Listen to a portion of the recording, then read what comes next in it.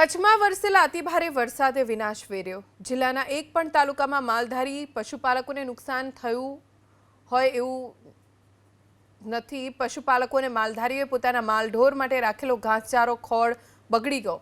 હાલ તો ઘાસચારો પલળી જતા પશુઓને શું ખવડાવવું તે પ્રશ્ન ઊભો થયો। મહેસૂલ વિભાગ તરફથી પરિપત્ર જાહેર કરી વન વિભાગ પાસે ઉપલબ્ધ ઘાસમાંથી માલધારી અને પશુપાલકોને ઘાસનું વિતરણ કરવાની મંજૂરી આપી છે, જેમાં માલધારી કે પશુપાલકને વન વિભાગ પાસે ઉપલબ્ધ ઘાસના જથ્થામાંથી પ્રતિદિન 4 કિલો પશુ ઘાસ અને કુટુંબ દીઠ 5 પશુની મર્યાદામાં વિનામૂલ્યે વિતરણ કરાશે।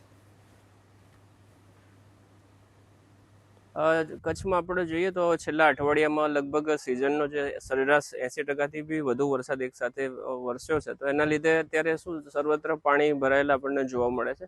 તો માલઢોરને ચરિયાણનો જે વિસ્તાર છે એ અત્યારે ઓછો ઉપલબ્ધ હોય છે।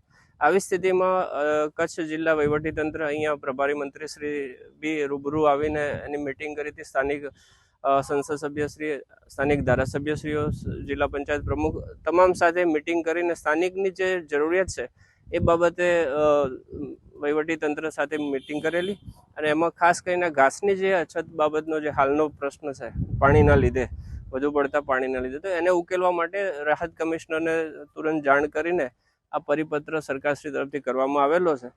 તો આપણે જાણી શકીએ કે સરકારે સ્થાનિક માલધારીઓ માટે બહુ ચિંતિત છે ને એ મફત વિતરણનું આ પરિપત્ર એના આધારે કરવા